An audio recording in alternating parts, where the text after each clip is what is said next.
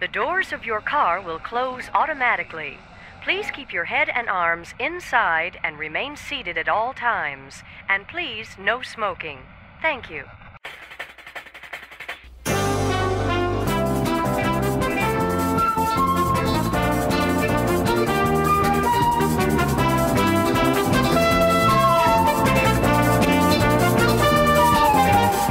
Matterhorn Matt presents Matterhorn Mondays. Hey there, Mountaineers. Welcome to episode 21 of Matterhorn Mondays. I'm your host, Matterhorn Matt. I almost said, and I'm Alex, the historian. I'll take that from you. I am Alex, the historian. And today we are... Oh, I didn't know. I was gonna say, and I too am Alex the historian. We're all Alex the historian today.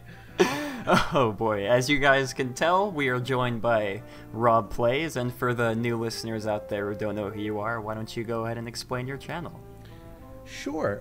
So it is a Disney-focused channel on the history of the parks and the company. Every week, I try to find a small little story within the history of whether it's Disneyland, Disney World, their sort of corporate entity above that, and tell that story to kind of give a more human context to what goes on behind the company that led us to the parks and the movies and everything that we enjoy today. And then whenever I end up going down there, I'll do vlogs, and occasionally I'll do op-ed pieces about how I think the parks should, what direction they should be going in, or what I think they did do right, or things they didn't do right in the past, and just all around, Disney chat 2 or 3 times a week. Yeah, guys, he makes really amazing videos, and he recently passed 50,000 subscribers, so go over there and get him to 100,000 subscribers. All right. Today's topics are queues in Disneyland that need updating, and what lands would Disneyland have if it were built today, which is a topic I know we're all really excited to get to, but let's go ahead and start with the first topic, which is queues that need updating. Now, there are many queues, I guess just in general, in Disneyland Park, but there are also many queues in Disneyland Park which need I guess sort of the Disney touch that some other queues have, but some other queues don't. And let's go ahead and start off with Alex. What queues in Disneyland do you think need to be updated? Well, first and foremost in my mind is Space Mountain. Oh, man, you stole mine. Yeah, I know. Well, okay, so I think I speak for the both of us when we say that Space Mountain's queue just seems kind of boring for what it is. I mean, the one at Walt Disney World is very nice and really cool to look at, except for the loading area, which to me looks like an office building. But it's something at Disneyland that I think that has to be done. And I would like to see, I think, I kind of picture in my head like kind of like windows out into space and like stuff happening, like other spaceships kind of going by, or even like, I guess these would be done on screens or whatever. But I'd like to see things like comets and asteroids going by and something kind of to do, something interactive, I guess. I mean, Disney's been really good at doing the interactive kind of stuff lately with their queues. Like Seven Dwarfs Mine Train Coaster, they have like a interactive queue where you can play with the water, I think, and you can play with, I think, like they have like jewels and things like that. So, I'd like to see something kind of interactive with Space Mountain's queue. So that's the first one on my list. Rob, what That's about a good you? one. It's funny you said he stole yours. My gut went right to Space Mountain, and I think partially it's like I've got the Disney World bias where I really like Disney World's queue a lot better. But I also think Disney World's queue could also use kind of an update. anything with, I think, a window or some sort of viewport out into what is supposed to be something else. Like, the technology exists now where we can totally do that. Like, get a good high quality screen out there so you can do custom animations or, you know, interesting stuff happening. Yeah, like spaceships and space stations and stuff like that. It doesn't even have to be, you know, as far as the interactive games. When I think of Disneyland, though, it's interesting because I always gave them a pass for the queues for the most part, because I always figured they didn't have the space to really go wild with it.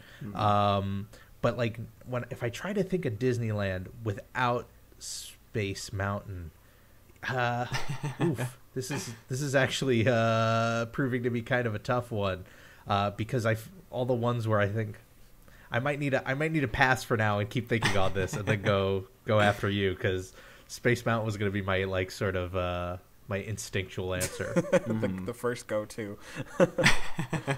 Yeah, I mean, I agree with Alex. Space Mountain is a really, at least the first part of the outside area of the queue. The inside is okay, but the outside is just not. It's just not good.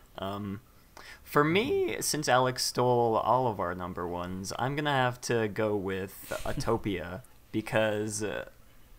I mean, what else is there to say? It's Autopia. The queue is outdoors. There's really no, like, sun protection. It smells like gasoline, like, 24/7. And, I mean, I feel like they could do better because the queue is, I mean, I guess it's sort of medium-sized. It's not like a large queue like some of the other attractions are, but I feel like they could do, like, way better. And with the Honda sponsorship refurb that they did, I think like a year ago, I really thought that they were gonna sort of up their queue game for Autopia, but it didn't happen, and I was really sad because I hate standing in the queue for Autopia. There's also this. I remember when I had just gone on, and I'd just been there recently. There's like this short little indoor period with like a little switchback, and there's. Right now they have like their new mascot, I think, with the Honda sponsorship, and I always like going into that. I was like, oh, there's gonna be something cool in here, isn't there? And then it was just sort of like that screen with the characters. So like they have a little bit of room to play with, because like when I was thinking, running through all of these attractions in my head, in so many cases, you almost feel like, well, how could you even, you know, update the queue for something like Small World, because it's outdoors and there's just not a lot of space to play around with. So what would updating that even mean? One that does come to mind, where I'm not even sure what the answer to it is, but I'd love to see them try, is the Matterhorn bobsleds, because that was my number 3. I was very taken aback the first time. Yeah, like the first time I was there and I saw that it like just wraps around the actual mountain. I was like, oh, so it's just the line around the mountain. It's just kind of that's it, huh? So if they could build like even if it's just like a very light facade where you're like going through a cavern or something, and you know you have sounds and I don't know, images. I don't want to like liken it too much to Expedition Everest, but maybe something that builds this narrative of like you're about to go and explore the Matterhorn, you know? Now, yeah, I was going to go straight to comparing it to Expedition Everest as well. And that's also one of the rides where you can sort of like Rob said, give it a pass, because like what are they going to do with the little space there is available? And yeah. I mean, I'm not really a fan of the Matterhorn as it is, but yeah. Let's see.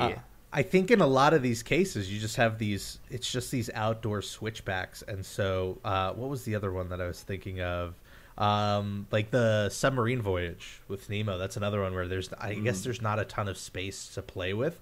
And I almost wonder, and maybe this is like a whole other discussion to get into another time, but when, you know, I know you guys out on the West Coast have Max Pass now, and it's sort of like this next iteration of Fast Pass. And I wonder if we ever get to a point where these systems alleviate lines to some extent, could you even just like make the lines shorter and then use that extra space to like make them a little bit more immersive? So maybe take a layer or two of that line out so you can build a little, you know, facade around it, and then you could add more detail, something like that. Yeah, now that's a really interesting idea that I don't think Alex and I have ever brought up, but Yeah. Let's see, Alex. Do you have any other cues you'd like to mention? Since you stole all of ours. Hey, well, just to, you guys kind of got back at me with the whole Matterhorn thing, because I was going to say that one next. Because just like what Matterhorn Matt had said, I was kind of thinking of, Expedition Everest having this really amazing queue, and a lot of stuff to see, and then Matterhorn not really having really anything to see except the mountain itself. And so, I don't know, I think that there could be a way in the future to kind of give the Matterhorn a larger queue area, maybe if they took over the area north of it, I guess. There's a little pond and stuff just north of the Matterhorn, and I don't know, maybe if they turned that into like a little Swiss village or something, and then you kind of weave through that. I don't know, I guess that could be kind of something. But let me think if there's another one that I would kind of do. The Jungle Cruise, actually. The Jungle Cruise has... Did I steal another one? Oh, gosh. Okay. Well, it's my turn anyway, so I get to say it. So, okay. So, the Jungle Cruise has a really rather boring queue. The building itself is really nice. Like, it's really nicely done. It's a cool-looking building. But the problem is that when you zigzag around in there, there's not much to see except for one little audio animatronic bird. And I think it'd be kind of cool to have other animatronic small animals around the queue to kind of enhance things. So, maybe like a little capuchin monkey or something, or other kinds of birds like toucans or something like that. Every once in a while. Toucans of what? Someone's boy. today. That's very fitting for the Jungle Cruise. Yeah. If I remember correctly, at some point in Jungle Cruise's history, I believe it was in the 60s, they had live alligators or crocodiles, whichever two, alligators or crocodiles, I don't know which one. Live alligators or crocodiles near where today would be the exit of Jungle Cruise. And there was a little pond there where they had them. And it was there for just a brief period of time, but that was kind of cool. And so I kind of thought, like, well, what if the Jungle Cruise had something like that, like an animatronic crocodile or alligator or whatever they call them. I'm not good with animals. Wait, yeah. So you're saying that the Jungle Cruise had live carnivorous animals? Just outside the queue for a short period of time. I think they only tried it out for like a year. And they were, they were like right out front in a tiny little holding area, really tiny holding area. I would like to say it's where, okay, where the exit of Jungle Cruise is, and in between that and the entrance of, Aladdin's Oasis, there's this little courtyard there, not even like 15 feet by 15 feet. And I believe that's where it was. It was just a small holding pen where they had like a crocodile or alligator, and you could kind of look at it or whatever. It might have been either live or it was a really convincing fake, something like that. But they had it. Mm-hmm. They had it, and it was there to entertain people. And that is. I wouldn't put it past them trying live for a year and just. Especially in those early years where they're just like, let's do anything. There's, it's a whole new industry. Yeah, and from what I remember, it was just very brief. But, yeah, that's. I'd like to remember where I read and I saw a picture of it too. But anyway, so I would like to see the Jungle Cruise have some new queue or something that is more kind of fun to look at, stuff to look at. And yeah, so I'll pass it to you, Matterhorn Matt.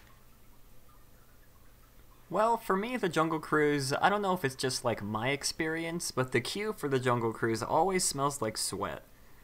And I'm not sure if it's like the people around me or if it's me and I just don't notice it. But that doesn't have anything to do with the topic. But they pump the scent out. It's to make it authentic. It's like you're really in the jungle. I wouldn't put it past them. But let's see. My last cue. I don't know if any of you guys are going to agree with me, but I'm going to say Pirates of the Caribbean. At least the first half. Because I know the first half of the queue for Pirates of the Caribbean is just sort of bland. You know, you're walking up and down these pathways, and until you enter the air-conditioned building, it's nice. But I feel like it's another one of those attractions where space really limits them. Like, what else are they going to do? But I just wish that something else would become of that. I guess sort of like I'm going to call it like a pre-queue for the real queue, which is inside. But yes, that is my number 3. I actually have a question, because I feel like this will tie back into this. But in the Disneyland version of the Jungle Cruise, does the queue play the same music loop that we have in Disney World, where you have the radio DJ who like sort of interjects to these old timey songs with jokes and stuff? Yeah, it does. Does it? Okay, I think it does. It might have been changed, but I remember listening to a version a couple days ago on YouTube, and it was sort of like what you were talking about.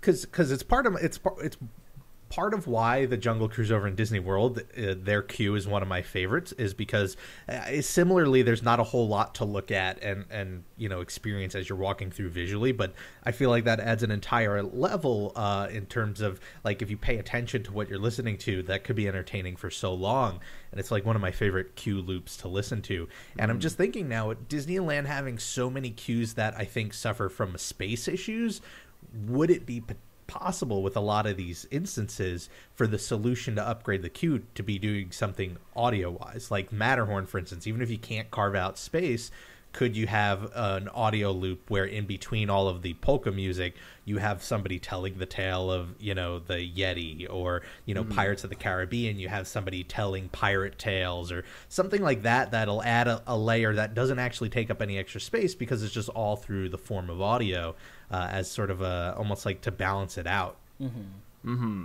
Because I feel like that's a good. I feel like that'd be one way to go about doing it, especially in certain cases. You look into Fantasyland, where a lot of those lines, the space just isn't there to do anything else. There could be other ways to do that. Yeah, that is another great idea. Now, let's see. Sammyland says, no, it does not. So I'm assuming that pertains to the fact that there is no audio loop in Disneyland, like Rob is saying. But if that is true, they should do that, because I might have been listening to the Walt Disney World version, now that I think about it. But yeah, I love listening to that Jungle Cruise loop. I like to listen to it when I do homework and whatnot. But yeah, I feel like when it comes to, like you said, rides like the Fantasyland rides where there is no space, they could really do something creative with the audio loops that they play. I'm not sure if they play, or if they already play, like specific audio loops like outside of the queue for those attractions. But Disney, if you're listening, we take bids on this idea, and you gotta pay us to use it. Yeah, bring back the radio drama and then just play it outside of queues, and then it's like you're getting a story before your story. Now, I want to talk about the Big Thunder Mountain queue in Disneyland and in Walt Disney World, because those are two great examples of queues that are very, very different from one another. Now, the Walt Disney World queue of Big Thunder Mountain has the new interactive. I think you can, like... Man, I can't remember now, but I remember there's something where you're, like, pushing down, like, a TNT thing, and you see explosions off in the distance or something. And oh yeah, they've got a lot of stuff. It's really cool. I think there's, I want to say, maybe 3 or 4 different interactive elements, including you pump the TNT and it actually will set off an explosion along the track of the ride. Mm-hmm. Wow. Yeah, those are really, really awesome I guess, like elements of queue that I wish we could see here in Disneyland, and the wheels in my head are turning, and I'm wondering if they're going to be doing something like that in Star Wars Land with the 2 rides that they're building. I mean, I'd assume that they're going to do sort of interactive elements, because the queues for those rides are going to be huge. But what are your guys' take on the interactive queues sort of replacing, well, not really replacing, what are your guys' take on the interactive queues in Star Wars Land?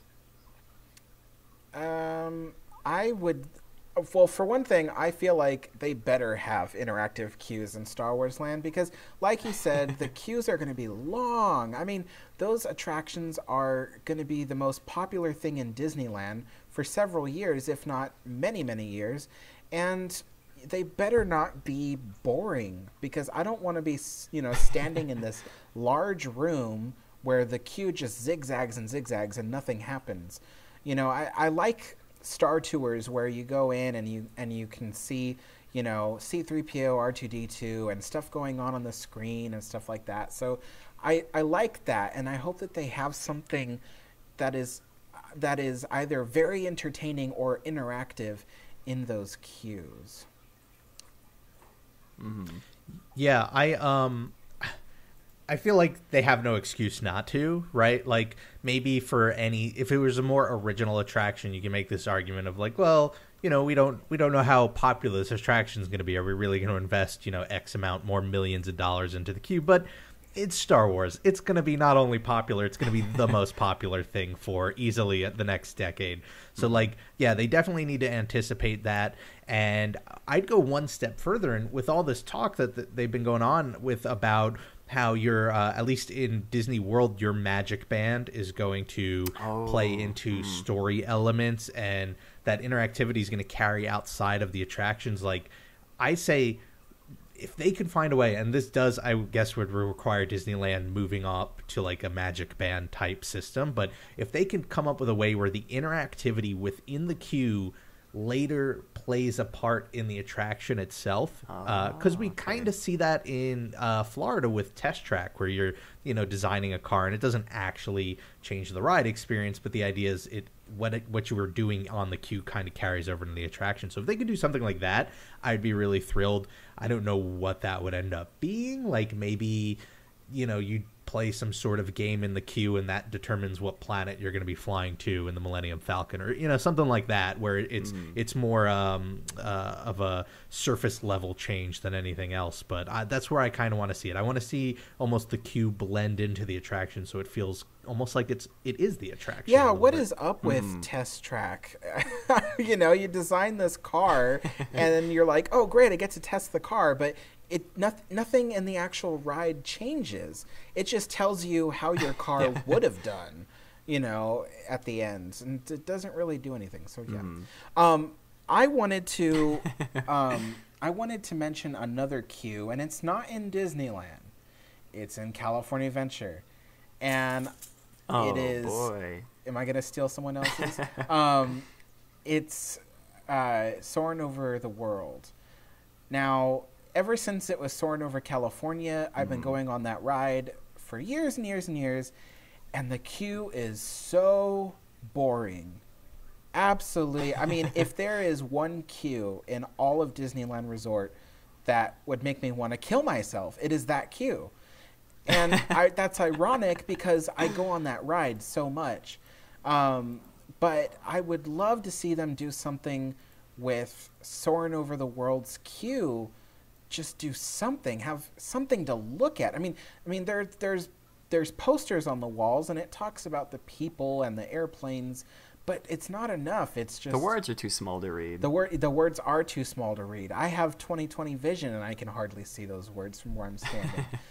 So that's my last one. I think would be Soarin' Over the World needs to have a better queue, something to look at. Even if they put in some kind of giant television screen that does something, they need it badly. It's funny you mentioned that, because I don't know if you've been on the one in Disney World, but it's like, so I'm looking at a video actually right now of the queue in California, because I've never been on that Soarin'.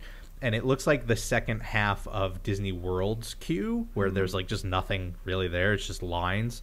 But the first half has this massive projected screen, and what they do is they have an interactive trivia game where you actually log on with your phone and you compete with other people in line to do trivia about the different countries around the world.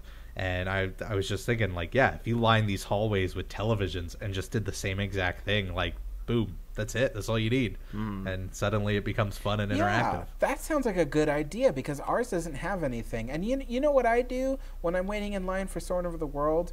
I have an app on my phone. It's charades. I play charades with my friends. So that's what we do, because there's nothing to do here in Anaheim's Soarin' Over the World. For me, the only redeeming part of the Soarin' queue is I cannot remember the name of the actor for the life of me, but the guy that gives like the safety spiel, he is my favorite part of that ride. He's my favorite part of that ride. Patrick Warburton, or Putty, depending on how old you are. I think he played. Is he the one that played Kronk in The Emperor's New Groove? Yeah. Okay, yeah. He's one of my favorite actors, but. Now, let's move on to the topic that we're super excited to talk about, which is what lands would Disneyland have if it were built today? And I'm gonna have Mr. Rob Plays sort of lay down the rules for us, because I don't know if any of you guys out there watching have seen his video, but Rob, why don't you go ahead and explain what this is all about? Yeah. Sure thing. So this idea, which I had made into a video a couple of days or weeks ago at this point, was based on this one concept that I remember reading, multiple times as I'd learn about the parks, which is, if you think about it, the original 4 lands of Disneyland, Adventureland, Frontierland, Fantasyland, and Tomorrowland, were they weren't directly inspired by, but they were essentially reflective of popular film genres at the time. You had your sort of B movie to like sci-fi films. You had the fantasy animated films that Disney was famous for. You had obviously the westerns, which were, arguably one of the most popular genres at the time. And then you had Adventureland, which is kind of based off of things like The African Queen and these like sort of 1930s, 1940s jungle adventure movies. And so I started to think like, well, the landscape of film and entertainment has changed so much over these decades. What would it look like if Disney started from scratch tomorrow and used that similar concept where the lands were reflective, not like direct, they weren't like direct IP tie-ins or anything, but they were reflective of popular film genres at the time, because I think today our popular film genres don't reflect the ones from the 1950s. So it led to a video where I tried to come up with concepts that I think under those conditions Disney might have gone with, but I think film and entertainment in general has grown so much that we could come up with just an endless amount of different lands based on that idea, which I think makes for a good, fun, creative exercise. Yeah, guys, I've said this I don't know how many times, but we're really excited to talk about this. Let's start off with Rob, and then we'll move over to Alex. Okay, so this one I guess is kind of like cheating, because this is the only one that I'm going to pull from my video, and it's because I think this was the original one that made me think of the idea, and that is, I think Frontierland would go, because I think as much as I love westerns, modern and the classic ones, that genre just isn't as popular as it is today. But I do see a film genre out there today that is as popular now as westerns were in the 50s, and that is the superhero movie. And I think, you guys might end up getting it in California Adventure if these rumors are true, but I do think we would see some sort of superhero land. Obviously, Disney, this would be the one case where it makes sense to sort of tie it into an IP, because they own Marvel, and you can almost say that Disney is responsible for this genre being as popular as it is today. They really took what Spider-Man and Batman had started and then really ran with it. So I think we would see something like that. And my personal hope, and I've talked about this like years in the past, and I really hope they do this one day, is I want to see an Avengers of rides, which isn't to say it's rides based on the Avengers, but what I loved about the Avengers movie is that it took all of these characters from these separate films and then tied it all together in this culmination of this one like overarching plot. I want to see that with rides, where each ride in that land has its own story, its own characters, but there's that one ride in that land where they all come together and that whole story of the land sort of climaxes, and you kind of get a complete experience where if you finish your day at that land, you're getting that whole like 3-act structure of a story through all of the rides. So that's what I would hope for. Yeah, that is a really... I have a feeling I'm going to agree with a lot of what Rob says. But yeah, superhero land, Marvel land, I don't know what they would call it, but I totally agree with everything you said. I mean, look at what Disney tried to revive the Lone Ranger, and that movie was the worst. It was one of the worst movies I've ever seen. And it just really tells that that genre really is dead. I mean, unless in 20 years they decide to reboot it again and see if it works. But until then, superheroes are the I guess, like the cowboys of today. Is that... I'm going to roll with it. Superheroes are the cowboys of today. Now, Alex, what about you? Okay, well, there's something really interesting that I find about the original Disneyland from 1955 that kind of works for this this topic, which is you could think of Disneyland of 1955 or even Disneyland of today as a pie chart of movie genres. And if you think about it, there was Adventureland, Frontierland, Fantasyland, and Tomorrowland. And if you think about them, the amount of popularity dictated how big those lands were, just like a pie chart. And and so if you think about it, the biggest land at Disneyland happened to be the most popular of the genres in movies those days, which was the Frontierland, which was all Western movies and things like that. Everybody was, into that, and children were into like Hopalong Cassidy and stuff like that, and Davy Crockett, and and so you can kind of see that in Disneyland in 1955, the biggest and most popular genre was the biggest land in Disneyland, which was Frontierland, and then following that was Fantasyland with the second biggest land, and then Tomorrowland, and then lastly Adventureland. Well, I think I agree with Rob that today there would be no Frontierland. Even though we think of rides like Big Thunder Mountain as something really exciting and fun, Big Thunder Mountain was a Band-Aid to the problem that was Mine Train Through Nature's Wonderland. Mm-hmm. Mine Train Through Nature's Wonderland was losing its popularity. The whole genre of frontier and Western-themed stuff was losing its popularity, and they needed a thrill ride to fit in Frontierland, which would help save Frontierland from completely going away, and that was Big Thunder. So anyway, I don't think we would even see a Frontierland today, and I think that, well, I guess next to the superhero-themed land would be Tomorrowland being the biggest one, the biggest land there, probably like right up there with Fantasyland.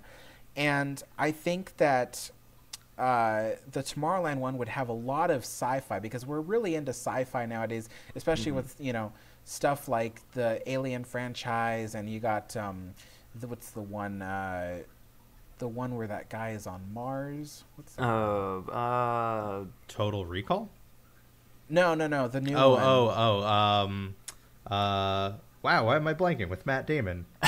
Yeah. Is it The Martian? The Yes. Martian. There we go. The movie like The Martian, stuff like that. We're getting a lot, and we're going to get more sci-fi movies as it goes along, especially with Star Wars and, all that stuff going on. So, so I think we would definitely see a very large Tomorrowland with a lot of futuristic themed stuff, and definitely a lot of IPs. And, as a matter of fact, I think Star Wars Land would have been inevitable even in a new Disneyland today. They would have eventually built a Star Wars Land on its own right next to Tomorrowland. And let me think. And Adventureland would probably be very tiny, if not almost gone, if it weren't for, I suppose you could fit Pirates of the Caribbean in there, and it would be the new movies. Of course, the movies were based off the ride, so that's kind of so a there weird would be little no loophole Pirates there. of the Caribbean.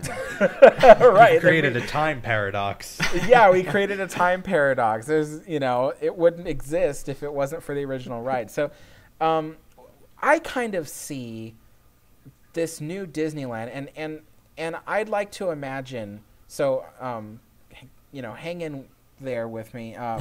I'd like to imagine that if Walt Disney were still alive, and he created Disneyland for the first time this year, or designing it this year, whatever you want to call it. I think that definitely the lands we would see is a superhero land. We would see Fantasyland, Tomorrowland, Star Wars Land. And I think we would still have a Main Street. I'm pretty sure we would if Walt were still alive and created Disneyland. But I don't think that we would have an Adventureland, honestly. I think that the whole adventure thing would fit in with Tomorrowland. Yeah, I'm gonna stop right there because I don't want to take over this whole show with my crazy mad theories. What do you think, Matterhorn Matt? For me, the hardest to come up with was Adventureland, and the only sort of movie from recent memory that I could think of off the top of my head was the Jumanji reboot. Now, I've never seen that movie, just saying that, but from the trailers it looks sort of adventure-based, and I guess that's kind of why I picked that. But I agree with Alex, Adventureland, man, I feel like there are certain genres of movies out there that would fit into this category, but off the top of my head, I really can't think about it. And on what Alex said about Star Wars Land, I feel like Star Wars Land would somehow... Well, let me go over my Fantasy Land. For me, my Fantasy Land wouldn't have all the classic, fairy tale movies and stuff. I feel like Star Wars Land, or I guess like Star Wars in general, would fit into Fantasyland, at least for me, along with, this wouldn't happen, but alongside IPs like Harry Potter or Lord of the Rings, just fantasy, huge movie blockbusters like that. Now, Tomorrowland, for me, I think I'm the complete opposite of Alex. I feel like if Tomorrowland were built today, it would be sort of like grungy, neon, you guys know what I mean, sort of like Blade Runner-esque or Alien. I feel like that sort of like subgenre of the future is really taking off these days, unlike the past in the 80s where the future was all about creating technologies to help, humanity. Yeah, we're gonna swing back to you, Rob, and then back to Alex, and then back to me. Which just a sort of poetic connection there is like you can thank Star Wars for that trend, right? Like Star Wars was the film that is often credited as, being the sci-fi movie that introduced the idea of a used or worn-in universe where it's like, yeah, it's the future, but everything's still kind of old and junky, and then from that you got things like Alien and you get Blade Runner, and it goes away from that sort of slick, clean sci-fi that you typically would see in the 50s and 60s. So it sort of all loops back around on itself. For Adventureland, what I had done in the videos, I kind of went with this sort of spy movie vibe because I feel like they shared this overall theme of, going to exotic locations, and there's action and adventure there, but it's a little bit more focused on the idea of espionage. But one of the other ideas that I wanted to play with and I ended up leaving out of the video, and that's mainly because while I think as a genre it's popular and there would be a lot of opportunity for rides in this genre, I think thematically it just seems out of place for a Disney. But I think the heist movie genre, your Ocean's 11, 12, 13, Baby Driver, and your the Italian Job, and Lucky Logan, and all these films where it's this fun time with a group of people, sort of Robin Hood-esque, performing these heists.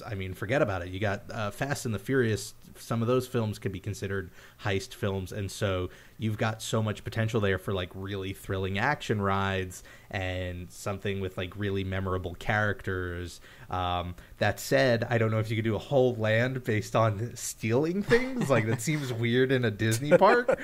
But from a genre perspective, I just think in general, you know, when I had come out of the other side of that video, I realized like it's harder to lump films into these clean-cut genres today than it was 50 years ago. Like, I think film does follow a lot of trends these days, but they still keep enough variety that I couldn't think of a genre that was just like adventure land, where it's just like, oh yeah, jungle adventure films. Like, that's such a specific thing, but there were so many of them back then that it was its own thing. And today I don't know if that exists as much. There's just so much variety. But heist movies, I want to see an Ocean's 11 ride, essentially, is what I'm trying to say. Oh, go ahead, Alex. What? Well, I was going to switch over to me, because that's what you had said I was supposed to do. I'm supposed to follow Matterhorn Matt's rules. Okay, so now I was thinking about individual rides that maybe today we take for granted being at a Disney park. So one of those things being Space Mountain, we kind of all expect there to be a Space Mountain of some kind. And, well, I suppose Shanghai Disneyland doesn't have one. It has Tron. But anyway, okay, so the point is that even Walt Disney, for the longest time, had dreamt of having a Space Mountain. And, you know, and the Disney company, for one thing, wanted to have a roller coaster in the dark. So I think Space Mountain would have been inevitable. And I think even to this day, there would have been a Space Mountain in Tomorrowland at a new Disney park. And I was thinking about something like the Haunted Mansion. That's another thing I think would have been inevitable. But probably would have been located in Fantasyland, because like I said, there wouldn't have been a Frontierland or an Adventureland, I think. So I think that the Haunted Mansion probably would have existed in some kind of back corner of Fantasyland or something. I don't know. Yeah, especially if you look at film in that last decade, where you had like, there's this resurgence of horror film with like The Ring and stuff like that. That totally would have fueled it even more. Yeah, you're right. It would have. Because even Walt Disney, I think he liked the idea of horror films. I mean, not the bloody gruesome ones, but he liked a good ghost story, you know. And let's see. I'm trying to think. I mean, Walt Disney would have followed what would have been the trend of the time, you know. So I think that now today, with everybody wanting an IP-based land, I mean, look at Harry Potter land and all of that. I think Walt Disney would have also done the same thing nowadays, and so I think that there probably would have been a Pandora land instead of an Adventureland, actually. Oh, okay. Because you know what I mean? Yeah. I mean, I've never...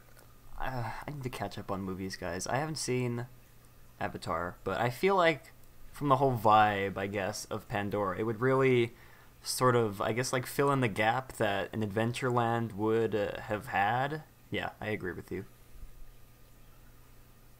Yeah. Now, yeah, especially when it came out at that time. That was definitely one of those films where, like, critically, everyone's like, yeah, it's pretty good. But, like, you look at the numbers for it, and, I not to go on a tangent, because I have a whole video on that, but, like, I think a Pandora Avatar-based land made perfect sense at the time. So I could definitely see, like, something like that in lieu of Adventureland. Now, let's see. Expedition Theme Park says, I don't think a land would be built without an IP these days at all. And Amelia also says, if Disneyland was built today, all the rides would be IPs. And that is something that we really I guess, need to take into consideration, because look at all of the IPs Disney is shoving into their lands, or not really lands, into their parks these days. I mean, more recently, Pixar Pier, which we have very mixed feelings on. There's, I mean, Indiana Jones and Adventureland. That's just right off the top of my head. But I feel like if Disneyland were to be built in this day and age, I feel like there would be no original attractions. It would all be based on IPs, like Expedition Theme Park said. I mean, we're all so attached to these movies that we've been seeing. And Mark just said IPs make more money. That is also very true. But we're all so attached to these movies that we've watched, you know, as a kid, or even in our, I guess, like in our teens. And we want to, I guess, like experience that movie for ourselves, to be like in the movie, I guess is what I'm trying to say. And I feel like that would be one of the only ways that Disney would have to go if they were to rebuild Disneyland, or not rebuild, if they were to build Disneyland today. I agree. Walt wasn't opposed to it either, because look at Fantasyland. That was all IPs. They were all Disney IPs, right? So it's he didn't seem to be against the idea. I think maybe the bigger question was, for all those other lands, how many popular enough IPs existed that they would have even been able to do it if they wanted to? Like, what sci-fi IPs, maybe, I guess, except for Buck Rogers by 1955, were there that where people were like, I want to, you know, X, Y, or Z ride. So instead, did it make more sense for him to just fill it in with original stuff? I also wanted to mention an interesting thought, which is rides that would have been in this new Disney park had Walt Disney been alive versus not alive. Because, okay, like, for instance, one ride that probably will no longer be replicated at Disney parks from now on is the Disneyland Railroad. Because, quite frankly, it's just too expensive to run steam locomotives. And, you know, and it seems kind of, in essence, a waste of money. And even Walt Disney knew that when he built Disneyland in 1955. He knew that Walt Disney Productions would eventually want to get rid of the Mark Twain Riverboat and the Disneyland Railroad. So therefore, he made sure that his own private company, Retlaw, would own those and operate those outright by themselves. So he made sure to do that even back then. So I think that if Walt Disney hadn't been alive and Disney were to create its first theme park on its own, it would not include the Disneyland Railroad. And another one I think it would not include would be the Mark Twain Riverboat. But I'm sure there's other ones that you guys could think of that probably would not exist today as well. That's actually a really interesting way to look at it. And I agree with you. Like, beyond just the cost effectiveness, like, I don't think we have the same, we don't put, like, train or you know, railroad travel or steamboat travel on the same pedestal or look up to it, like, with nostalgia the way they did in the 50s. Which is also just making me wonder, is there a form of travel where we do look at it that way? Like, I'm trying to think now. So many forms of travel have become so common that do we have our own version of the railroad where we're like, oh, you know, remember the good old days where we are on, I don't know, like buses? Like, I don't think we really think of that much. So I don't know what that maybe the monorail. I guess in a universe where Disneyland had existed but also didn't, like, I think maybe in 50 years we'll look at the monorail with nostalgia, even though that wasn't, like, super popular outside of the Disney parks. But as far as, like, other attractions that wouldn't be there, I think, I don't know. That's a really interesting question. Maybe the submarine voyage, would that fall under that same sort of umbrella as not enough guests get through it and it costs too much and it's too much of a hassle that we wouldn't bother with it these days, especially because maybe there isn't this allure of the concept of a submarine the way there might have been, 60 years ago. Now, the train and the Mark Twain completely slipped my mind when thinking of things to write down in my notes for this. And let's see. I just saw a comment and scrolled by. Davis says, today, driverless cars. That was one that instantly popped into my head when Alex asked what would sort of replace the Disneyland Railroad. I feel like that is sort of where transportation is going, at least for the near future. Driverless cars with Uber and Lyft, and I'm sure there's others out there, I just can't think. But yeah, I feel like driverless cars would be the one to replace, I guess, the railroad. What about segways? Just like a long train of segways. And you just get on your Segway and you ride around on the track. Or hoverboards. Well, but not like the sci-fi hoverboards, how cool the ones would that it, explode. Yeah. How cool would it be if the new Disneyland had doom buggies going around, dropping you off at each of the stations? How interesting would that be? I mean, that'd be a huge line of doom buggies, but it's just an idea.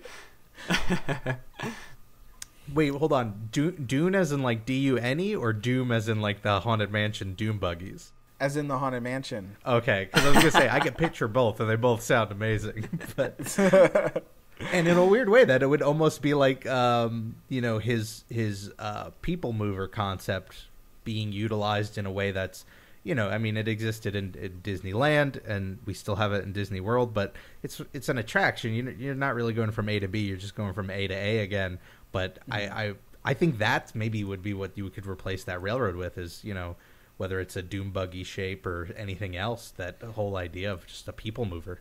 Yeah, I mean, Walt Disney was all about transportation. I mean, look at it. He had the Viewliner, he had the Disneyland Railroad, the monorail, he had the people mover, he had, well, I guess the submarines aren't really transportation, but he really loved transportation. And so I think that's transportation is probably something you won't see in a Disney theme park. And again, I'm kind of in my mind referencing Shanghai because that's the most recent Disney park built. Mm-hmm. And there's no form of transportation to take you around the park, nor is there a form of transportation to ride around within the park like a monorail. There isn't anything like that there. And really, Shanghai Disneyland was built with the idea of, where should money really be spent? Should it really be spent on something as useless as transportation within the park? Because if you think about it, people walk around Universal and other theme parks on their feet, So do we really need it in a theme park? I mean, Disney World has 3 theme parks that don't have transportation within them, and they worked out just fine. So I think that things like transportation would not exist in a brand new Disneyland had Walt Disney not been part of the design process. Yeah, I agree 100%. This is a good point. Let's see. I want to read one comment that... let's see. Gregory says, just look at Shanghai Disneyland. There is no Main Street, Frontierland, or Adventureland. And like Alex said, that is really, I guess, like telling of how, if what we're talking about actually happened, that's really telling of how Disney would go about it these days. But then again, I don't know if that really falls under the category of people in that, I guess, like country don't have interest in those kinds of things. But, let's see. I had one more comment. Mark says the Hyperloop would be one of a replacement for the train, which would be very interesting to see a Hyperloop running around the perimeter of Disneyland. Get from Main Street to Fantasyland in like 4 seconds flat. Oh my gosh. Let's see. What other thoughts do you guys have on this? Well, I have one, and that's really gonna like blow your mind. Okay, get ready. Hold on to your seats, people. Okay, so if it wasn't for Walt Disney's ideas on Disneyland, for instance, his idea of one entrance to get in and out of, creating the park like the spokes of a wheel to easily access, or having trash cans every 20 steps or so for people to throw things away. If it wasn't for all those little things that were Walt Disney's idea and implemented in Disneyland, which Disneyland was the first place to implement these ideas, imagine if Disney, the company, without Walt, were to try to build Disneyland today, there would have been things in Disneyland that would not have existed thanks to Walt. So there probably would have still been the problem of trash, where there's only trash cans every 100 yards or so, hardly enough to take care of things. The idea of cleanliness in the park probably would have been kind of on the back burner, because it wouldn't have been something that the company would have expected to put in their park, was perfect cleanliness. Also, things like sharing like for adults and children riding together, probably we would see rides that were very separate. You'd see rides for little children and rides for teens and rides for adults. You'd see that kind of thing, and that's kind of where we're going today anyway. I mean, look at Indiana Jones Adventure. It's not designed for little tiny kids. But at the time when Walt Disney was alive, all rides during Walt's time were rides that could be shared with all members of the family, which is why Matterhorn, Matterhorn was had tandem seats, so that way adults could hold on to their children, so that way the children could ride too. So all rides during Walt's time were designed so that way the whole family could ride. But now today Disney is kind of separating rides from the family members.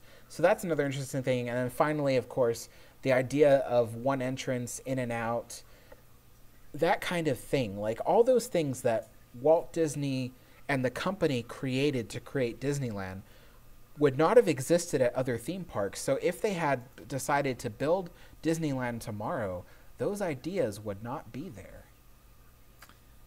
Those are fantastic points. And to your point on the one entrance, while you're saying that, just because I wanted to sort of visualize it, I pulled up a map of Disneyland, and I pulled up a map of Six Flags Over Texas, which was the first Six Flags. And if you look at the two side by side, granted, I've never been to Six Flags Over Texas, so I'm sure there's some bias here. I don't know how people navigate in Six Flags Over Texas. This looks like there wasn't much planning that went into the growth of the park. It was just sort of all over the place. There are pathways that cross with other pathways all over. It doesn't have that same sort of clean hub and spoke sort of style of a Disneyland. So I think you're 100% correct. And I would add to this, and this is more of, I guess, an open-ended question because I don't know what the answer would be, but, I think part of Disney, when he made Disneyland, Fantasyland was heavily inspired by all of the Disney films. And so it made sense that the main icon of the park was part of Fantasyland. But would a Disneyland tomorrow, with a fresh slate, have a castle as its centerpiece? And if not, what would that centerpiece be? Like, what would the one defining, architectural icon be for an entire theme park? Normally you look at Epcot and it's sort of like Spaceship Earth kind of symbolizes its futuristic theme, and the Tree of Life for the Animal Kingdom, and you even have the Chinese Theater for Hollywood Studios, which is all about the movies. But when you have something like a Disneyland where it is all these different things, what do you pick to symbolize everything if you don't have a castle there? Probably Mickey's Fun Wheel. Up there. Or just a giant bronze statue of Mickey Mouse. That's what I was gonna say. Just a giant Mickey head right in the middle. 10 stories tall.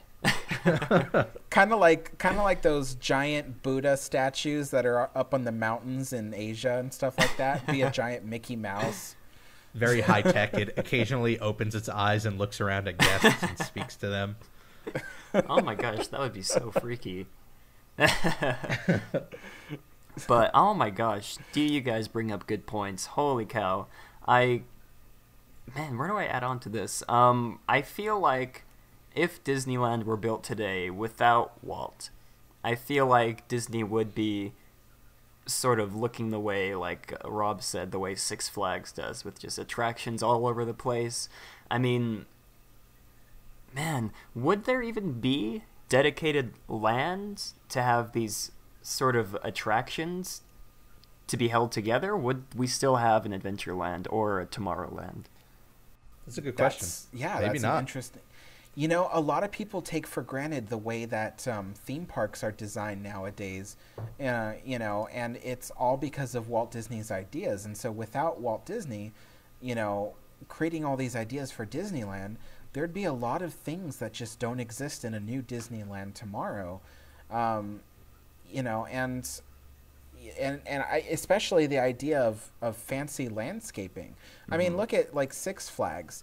It's just, I don't know about Six Flags over Texas, but Six Flags Magic Mountain in Los Angeles, you know, all it is lawns everywhere and stuff like that. There's nothing to look at. And there's nothing to see. And what I keep saying whenever I go to Disneyland, I tell people, I'm like, Disneyland is picturesque. It's like everywhere you turn, you could take a photo, and it's like the best photo you've ever taken. and that wouldn't be there without Walt, because Walt was the one that said, hey, you know, whatever we build here has to look good on camera. It has to kind of fit. So, you know, there's that idea that everywhere you turn, if you see another attraction, it kind of fits in with the area you're at. You know, so like, you know, you're on Storybook Land, and if you look over towards Matterhorn, it just so happens you're also looking at the same spot where Pinocchio's village is, which kind of looks like Matterhorn is part of the village. You know, it's the idea of all these viewpoints making sense.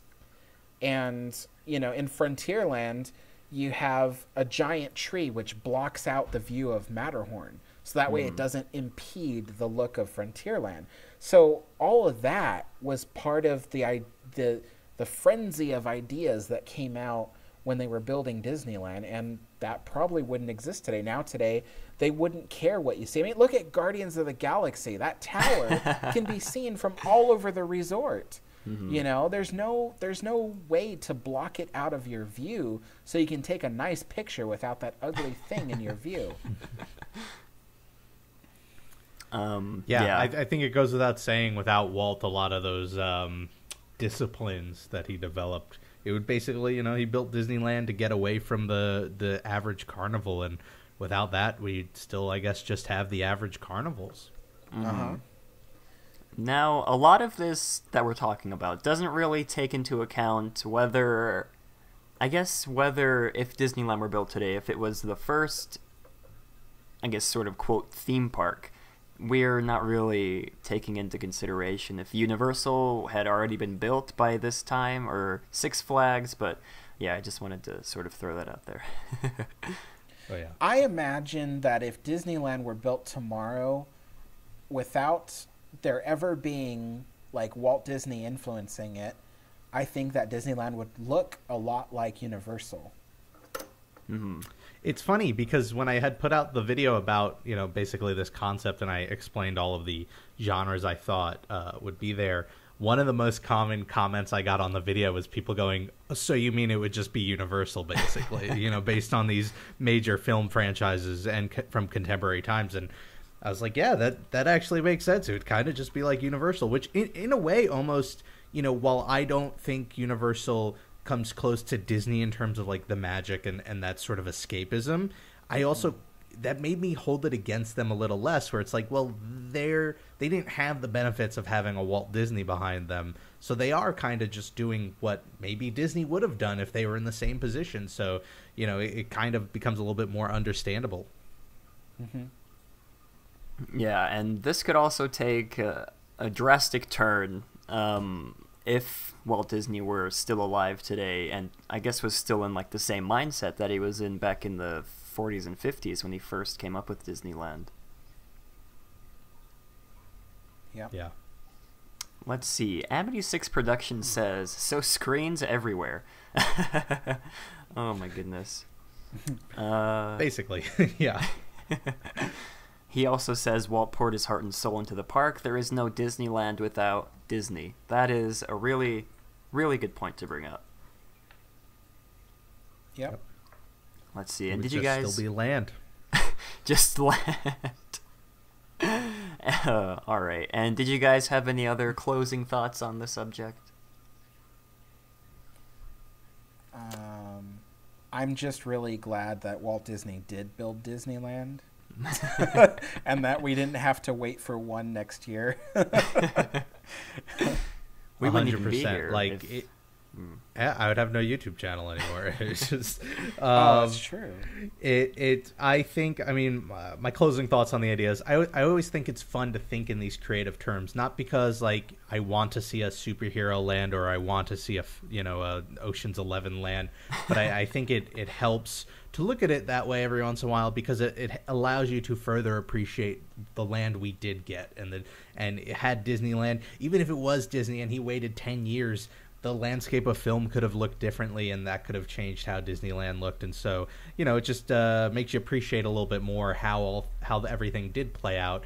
And if you end up thinking that, and you look back and you go, wow, it's really interesting that, all of these events lined up so that we got the Disneyland we did, then you should get more into Disney history, because it's a lot of fun. It's a lot of fun finding that context of, like, how did these things come about? Because it wasn't just random. It was, a lot of society outside of Disney, plus all the people within Disney, that resulted in what we ended up getting and what we love today. Mm-hmm. Absolutely. And we're going to sort of close off this topic and move to the Q&A. So if you guys want to ask us any questions, we'll be happy to answer any questions you guys throw at us in the chat. Let's see. There's yes, one. Please ask us questions. This is your chance. Let's see. There was one. Oh, the Fun Day Puppet Show says very possible animatronics may never have happened to the same extent. Yeah.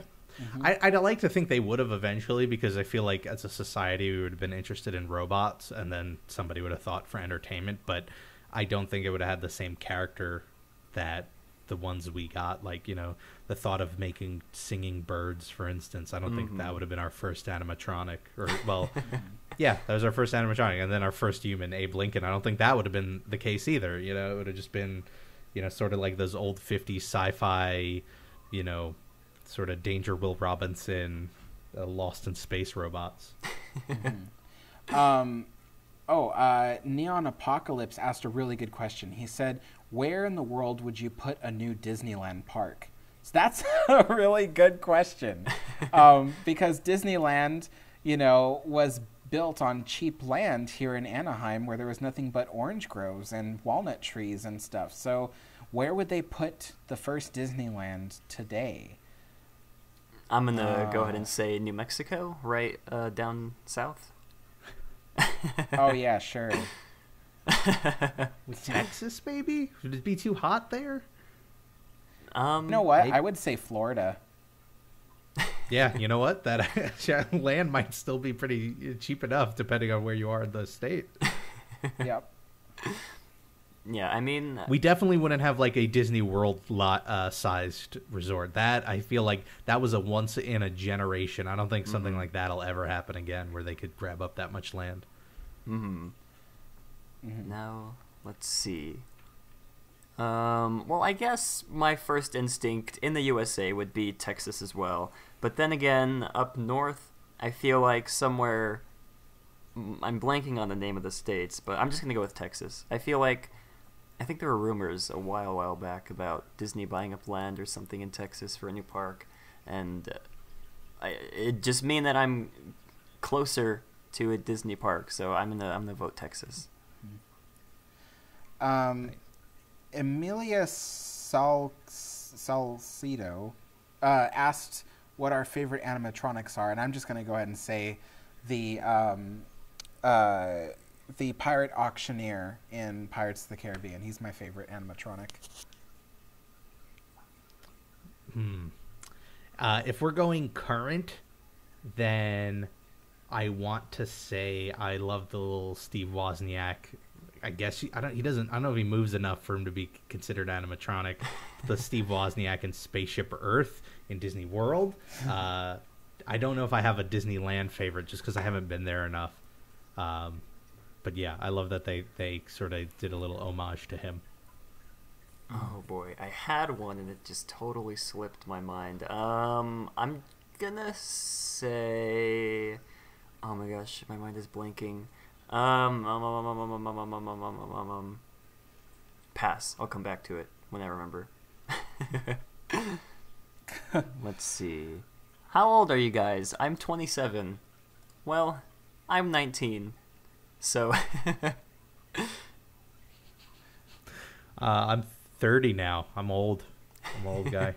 Finally, somebody that's not younger than me. I am 25 going on 26. Interesting. There's a really good question that I wanted to call out because I did the math very quickly, but I can't find it. So I forget who asked it, but somebody had asked how much it would cost to eat at Cosmic Ray's Starlight Cafe every day for a week. Oh my gosh. Assuming you eat 3 meals there a day, you're looking at a cost of a little over $300. So that's a question. I don't know why that one's followed me around for a long time, but for some reason that question pops up whenever I do Q&As. So I mean, a it is pretty a really penny good question. Let's see. How much would it cost? Oh my gosh. Every day on the Disney trip. Oh, I thought you were talking about every day for a whole year. I was like, oh my gosh, that's super cheap. $300 would be amazing for a year's worth of Cosmic Rays. But yeah, like I figured it out for like just a week. Let's see. Sammy Land says, wow, Matt, you're just a kid. Yes, and I intend to stay that way the rest of my life. Oh boy. Nathan Moore asked me, this is for Alex, what is the longest wait time you have seen at Disneyland and when you were working and today?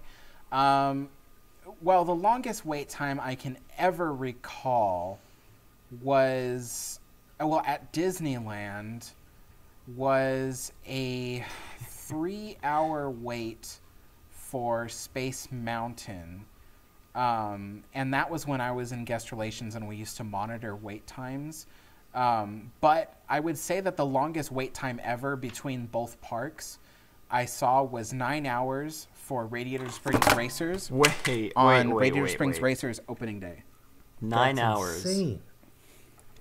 Yes, on opening day for Radiator Springs Racers, the line was 9 hours, and it stretched all the way through the queue, all the way out the side of Cars Land through Pacific Wharf, and then it doubled back on itself around where Little Mermaid is, and then went all the way out to the Ferris wheel in Paradise Pier. That's how long the line was, and it was a 9-hour wait. I would love to think that it had to be all locals, right? I can't imagine being like on vacation. Like, you have limited days to enjoy the parks, and you're going to essentially dedicate an entire day to one ride. Like, I feel like maybe if you brought enough to keep yourself busy and you're local and you could go whenever, that'd be one thing. But, man, I can't imagine waiting 9 hours. Me neither. I would not wait 9 hours. I would rather put off the ride for several months and just wait to ride it then. I would not wait 9 hours in line. 9 hours. That is. I don't know if. Yikes. I'm trying to think if there was the longest I've ever waited in line for something is, I want to say, closer to 2 hours, and it might have been like. It might have actually been Radiator Springs Racer, because we had somebody with us who was there for one day and it was the end of the night and we like really wanted to get them on it. But otherwise, that's like sort of a cutoff. Anything beyond that, I can't imagine just sitting there for hours and hours and hours. You'd have to get there super early just to get to even the middle of the line. And even then, you'd be waiting until 5 p.m. if you got there at 8 in the morning. That is... I don't even want to think about that. I'm just going to put that thought out of my mind. Just think about what Star Wars Land's going to be like. Oh, jeez. I don't want to think about it. That was for a Cars ride, and let's be honest, Cars wasn't the most popular franchise among Disney fans. Like, this is for Star Wars. Oh, I know. Can you imagine that line stretching out all the way to like Small World or something? Oh my gosh. I wonder if they'd cap it at like anybody past this point, the park will be closed. Like, just completely, like, this is the full day's worth of line. Davis Lyons says, "What's the difference between a chipmunk and a squirrel?" And I think that was a reference to Mr. Funny Man. our Snow White episode. That was funny. Oh boy, I know what it is now, thanks to you guys, or I guess thanks to Alex, but Thanks to me, I'm the animal expert. Amity6 Productions says, how do you think the Disneyland resort would be different should Westcott have happened? Also, would Westcott have become Pixarcott? I think we did a podcast on this many, many moons ago. It wasn't that long ago. It was maybe a couple weeks ago.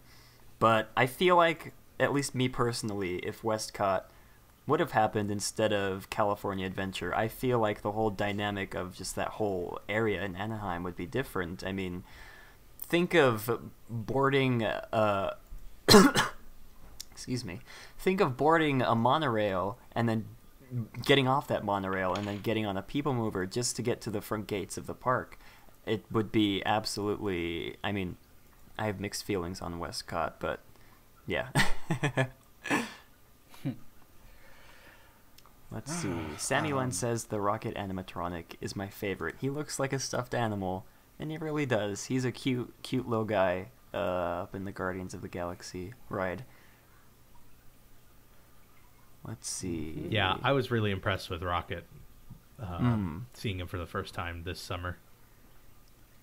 Should we get more Disneyland Railroad in N scale in the future, or HO scale, and with a quiet drive? I don't know what that means, Alex. Do you know what that means? I do. Who asked that? Pinchy08, wasn't it? Pinchy08. If you're listening to me, okay. Pinchy08 and I are both model railroad enthusiasts. So he's referring to the scale that you can buy of the tiny trains, and the scale that I have is called N scale. It's really like an inch tall is really what the trains are, an inch tall. Mm-hmm. And they made one for the CK Holiday locomotive at Disneyland, and they also made one that was for the EP Ripley, and the company that built that one had a very loud motor. So he's wondering if they'll remake the trains for the same scale that we both like, if they'll make them quieter. And the answer to that is, I don't know. I had absolutely no idea what that question meant. So thank you, Alex, for filling us in on scale model trains. Thank you. I've got one here that I totally want to jump on. Davis Lyons asks, have you guys ever seen the old movie Westworld?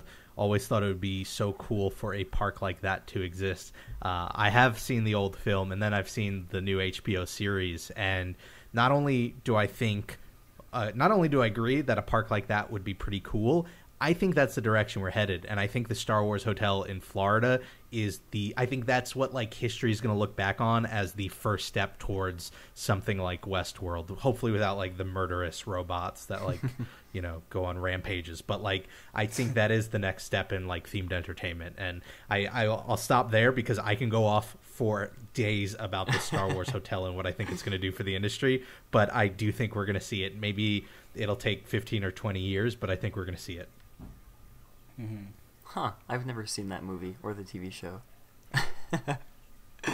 The movie you could skip. It was pretty old, not the greatest film, but the TV show is fantastic. Definitely worth a watch if you get a chance. Interesting. I'll put it I have so many things. We'll add that to Matterhorn Mast's list of things that he needs to do. A very, very long list. Eating a grilled cheese sandwich. Yes, along with eating a grilled cheese sandwich. I'll get there eventually, guys. Don't worry. I'll make a whole video dedicated to that.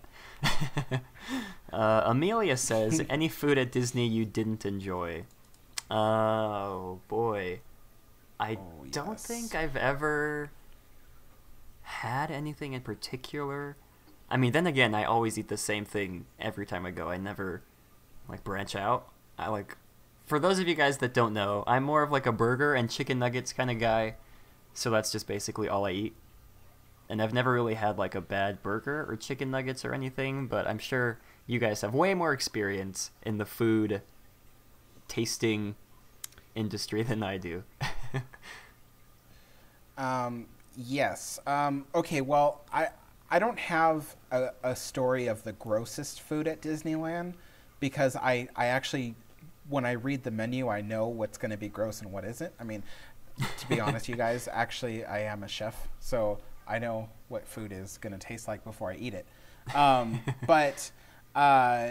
Okay, but I will say a little gripe or complaint that I have against currently. Okay, so whenever I go to the parks and I have a go-to restaurant, if I'm not going to go to any other one, I have one that I always go to, and that's French Market in New Orleans Square. And usually what I get there, and this is honestly my usual, I always get the jambalaya.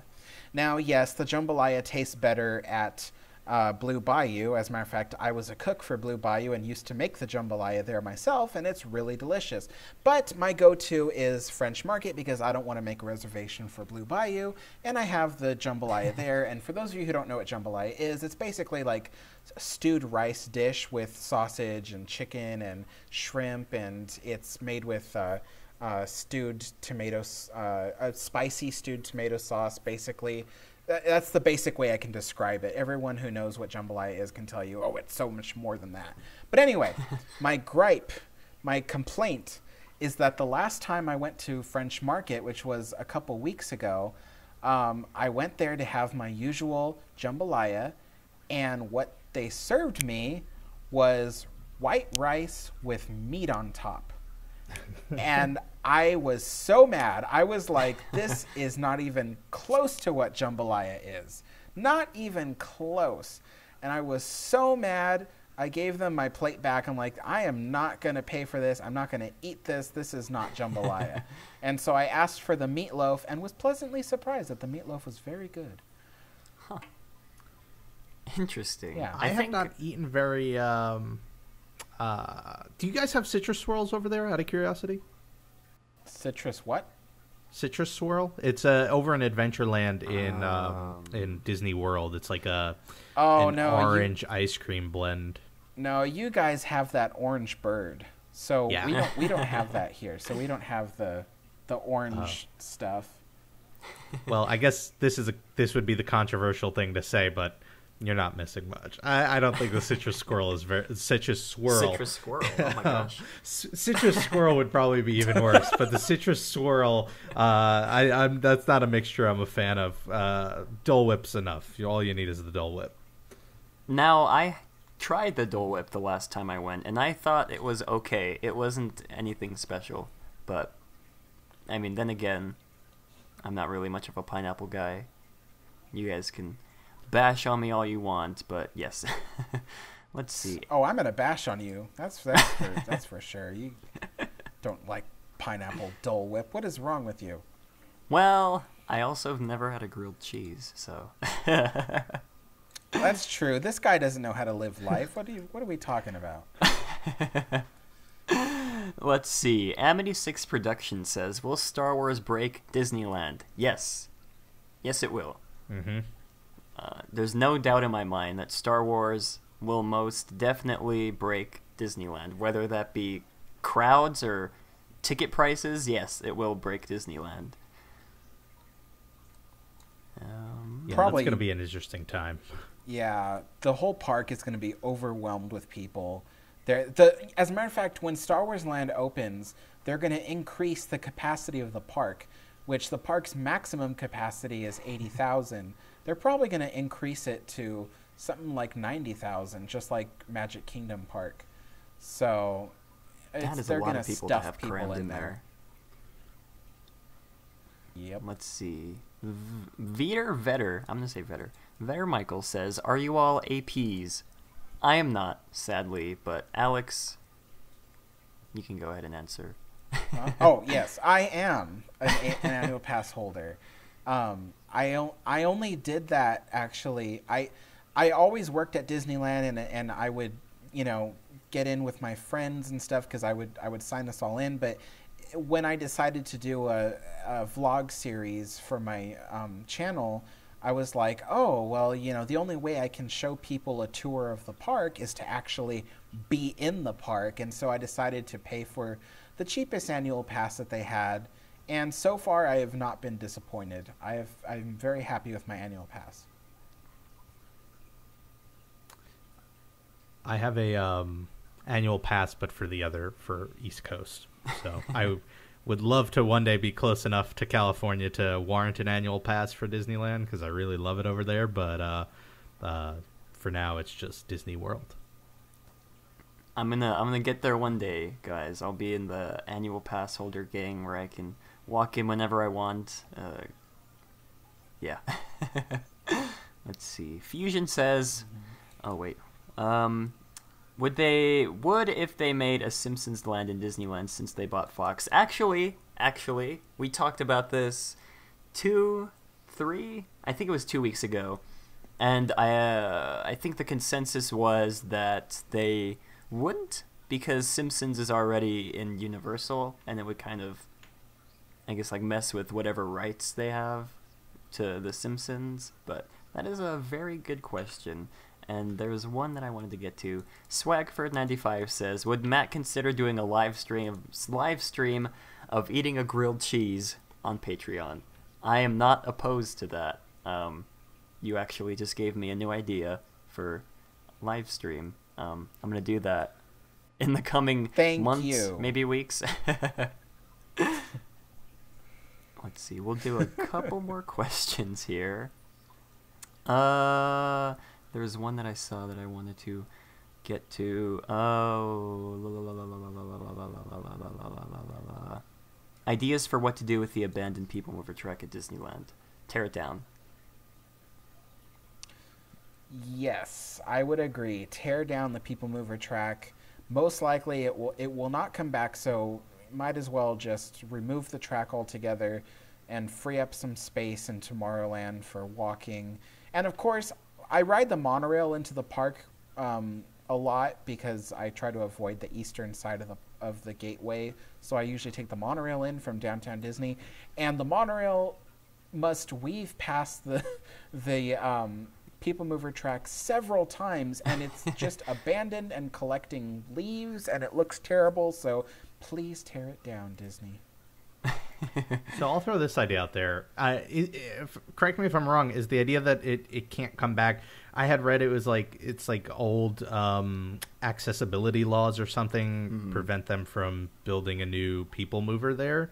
So what if two ideas? One of them, here in New York, we have an abandoned Highline train track that we don't use as a train track anymore, and they converted it into a walking park so that you'd have stairs or an elevator or a ramp that would go up to it, and then you could just walk along it and have like fences and stuff, so it's safe, and it just becomes a cool sightseeing pathway that you could walk along.